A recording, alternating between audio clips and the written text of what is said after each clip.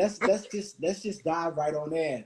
Um, the lyric from this song is from my song Baby Steps. Okay. And one of the things I sing is time to fight, time to surrender, time to take a chance for something better, time to risk it all for greater glory, time to become a hero in my own story. So and the song is about overcoming fears. And so I'll talk a little bit about growing up in DC. Where did you grow up? Are you from, you grew up in New York? No, I'm originally from Kansas, but I've been in Brooklyn for 13 years now. Okay. Yeah. All right. So you grew up in Kansas and then you moved to New York City. Yes. All right. See, I'm from Washington, D.C., born and raised in D.C. Okay. And then moved out to L.A. later in life. But, growing up in D.C., I grew up during the 80s and the 90s in Washington, D.C. I'm like 46 now. I, coming up as a young gay kid, I knew I was different at like 4 or 5 years old. I just knew I was different. And the people around me knew I was different too. I'll tell the story about being raised by women and going into their closets really early in my life and just being immersed in the smell of their perfumes and their beautiful leather boots and stuff and shoes, and going out on the porch and playing in their boots. And being approached by the young guys, 17-year-olds in my neighborhood who were just like, what are you doing in those women's boots? What do you want to do? Grow up and be a faggot? Just being exposed to that at such a young age, and having that be kind of a theme throughout my life, as you are different. You don't fit the all-American boy, all-American black boy that we want to see, very strong, into sports, into girls, that kind of thing. I never fit that. And I just went through my whole childhood and teenage years in many ways feeling inadequate. And, there were no gay celebrities during that time, no out couples growing up in DC that I knew of during that time, and definitely no LGBTQ clubs in my school. So it was all me. Reading folks like Maya Angelou and Richard Wright and James Baldwin and Alice Walker. I read those people as a kid as I started to come into age. And those were the folks, they were talking about Black Revolution and the Black experience. And in many ways that helped me wrap my head around my gay experience in a lot of ways coming up. So I talk a bit about that in the article, and then I come to discuss how yoga has helped me to heal more from that. Because oftentimes as gay men, as gay people, the healing process from the things that we endured as kids in many ways, or enduring life, is an ongoing process. And can you talk a little bit about growing up in Kansas? When did you discover that you were gay or different, and all those things? Can you speak to that a bit? Oh yeah, definitely. Well, I grew up in Kansas, so being Black was also. I know. I'm like, Black people in Kansas? Wow. I left. No, I'm kidding. No, there's a small group, but we're everywhere. Exactly. And I grew up in the church. My father was a minister, so that added another layer to the whole puzzle of things. And I mean, I always knew that I was different as well. I used to play with Barbie dolls with my mom. I was the daughter my mom never had. And I think she appreciated that growing up. And then I think she later regretted that because she thought it may have influenced my life. But I agree with you. I'm kind of about in the same age group, so I didn't really have a lot of role models as they do today.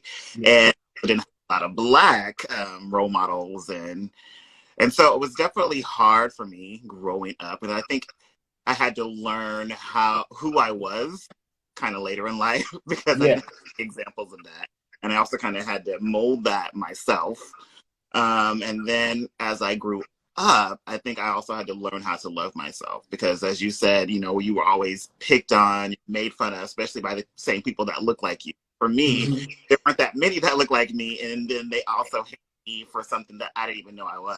So growing up, it was very interesting because they defined me before I even knew what that definition was. Yeah. So when you start to grow up and you're already given a narrative to live, it makes it that much more harder. And so it makes it also that much harder to change the narrative, rewrite it, also come to an understanding of what that narrative can be. Yeah. So I would say I went to dance. That's kind of where I found an outlet. Yeah. Because that's all about expression. Mm-hmm. And it was actually the first place where I was either accepted or I excelled. You know, it's like, you know, outside of the studio, maybe not so much, but in that room, it's like you're doing something right. And it also makes you feel good. Yep. And then I think that's where I really started to become my own. And that was like in elementary school. And so that's kind of where I grew up from there. I wasn't able to dance professionally because, again, it was Kansas. So not that many opportunities and outlets to really pursue the arts in that form. So I also dove into music. I'm a classically trained cellist. I don't know if you know that. Amazing. Yeah. And so I actually continued that study through college, and I mined music, and that was my other outlet just to either pour myself and become who I am today. And yeah, moving to Brooklyn was kind of eye-opening for me because now I got away from my family that I live with, but also my extended family of the church. I mean, they all love me, but it was also just a whole nother engine and entity that I had to work through, redefine, and then come to my own understanding. Yeah. So yeah, growing up is it's really tough. Yeah, I mean, you definitely spoke to a big part of it, man. It's just like trying to having your identity handed to you before you even really figure it out in a lot of ways. And we definitely have a common parallel, and a lot of folks in the LGBTQ community, gay men, channeling all the pain or all of our energy and our talents into the arts as a way of therapy and expression. In a lot of ways, I feel like writing out my pain, what I was feeling, saved me.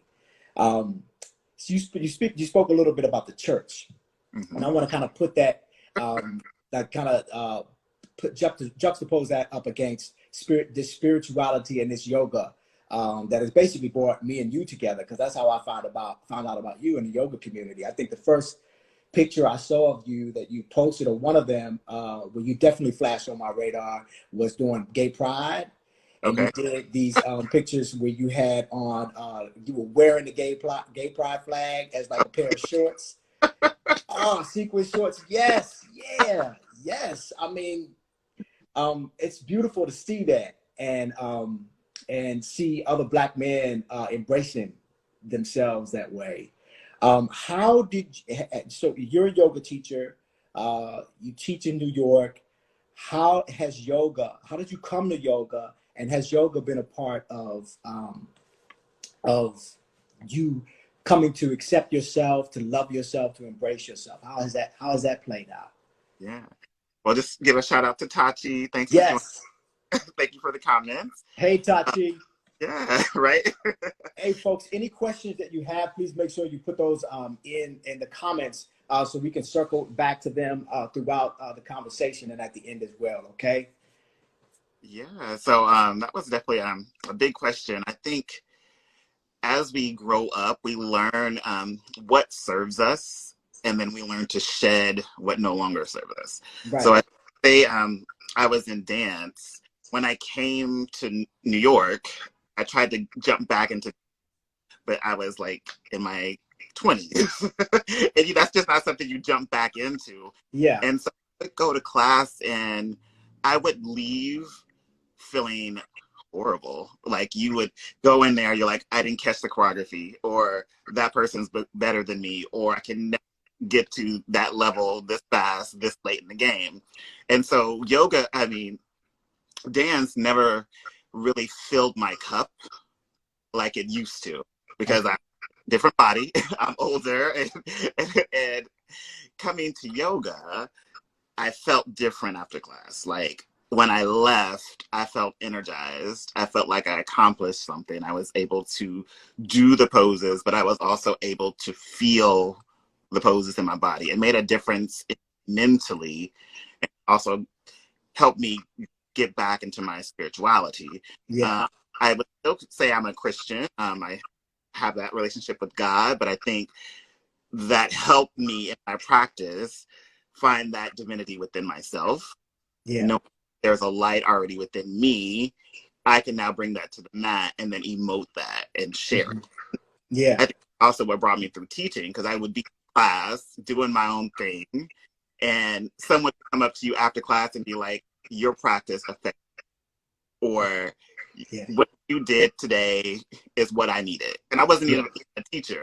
And I saw it was just like, People were just observing your practice during the classes. exactly. Yeah. And a lot of that was they never saw another person of color or another guy doing Yeah. yoga. And so I was like, this is powerful because it's And already powerful for me. I have yeah. to, and it's also bringing healing to my community, because you have a place where you can create a capacity to deal with stuff, a capacity also acknowledge trauma. And a lot of people in our community don't have that capacity or that outlet. Right. And I think it was important for me to become a teacher and now share it, Yeah. and, don't keep that light for yourself. You got to illuminate the path for others. So Yeah. that was, my journey for yoga. It opened up the doors for me, and now it's kind of here from there. Yeah. What Tochi say? Tochi said, yeah, it's your energy too. Yeah, your vibe. People are attracted to your vibe as well. It's so energetic and radiant and just beautiful. So folks are often drawn. They said folks are often drawn to the yoga teacher that's for them. In a lot of ways, they're drawn to your energy. So I agree with you, Tochi.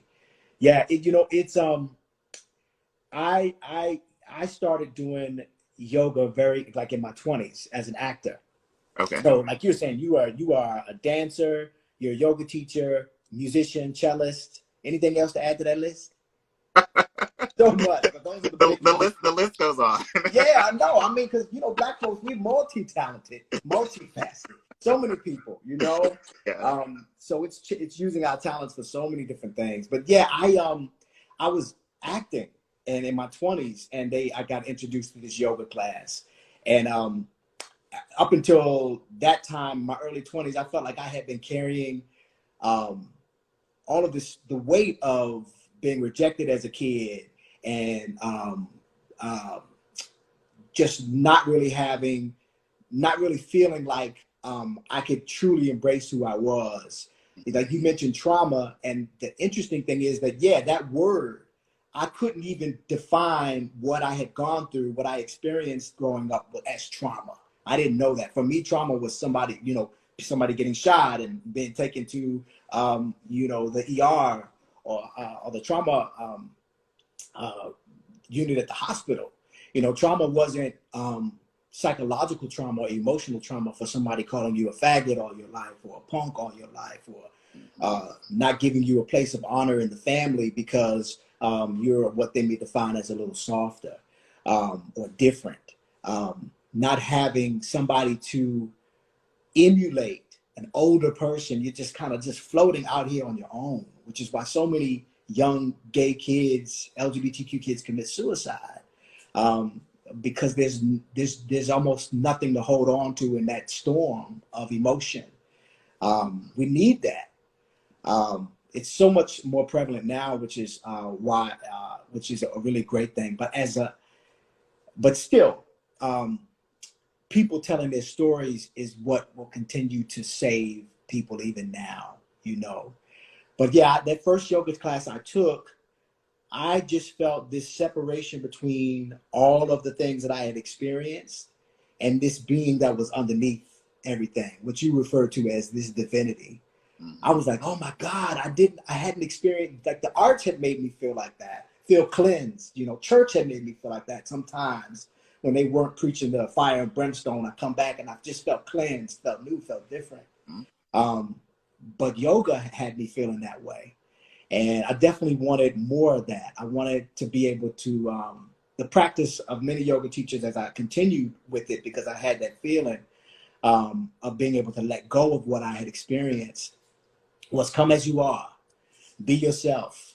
It's all about being yourself on the mat. Move like you move, especially when it's the really good yoga teachers who know what yoga is all about, which is union with oneself, you know. So once I got into that, it opened me up to all kinds of mindfulness practices, meditation, you know, another way of just letting go of stress, and movement and sound baths, and music, of course, has always been like a really great way to cleanse conscious lyrics and conscious music, you know. So so yeah, that's the journey with yoga, and I'm hooked on it. I'm doing my YTT now. Okay. In order, because you know I do the live music and yoga events. So I sang, and I hire yoga teachers to come and rock a yoga class while I'm a living playlist. You know, definitely look forward to doing something with you soon, virtually and then in person as well. Definitely gotta. I'm dying to get over there. So many people I've met virtually. I'm like, I know this person. Yeah. We need to make my way over there. Yeah. Have you been to LA? Never.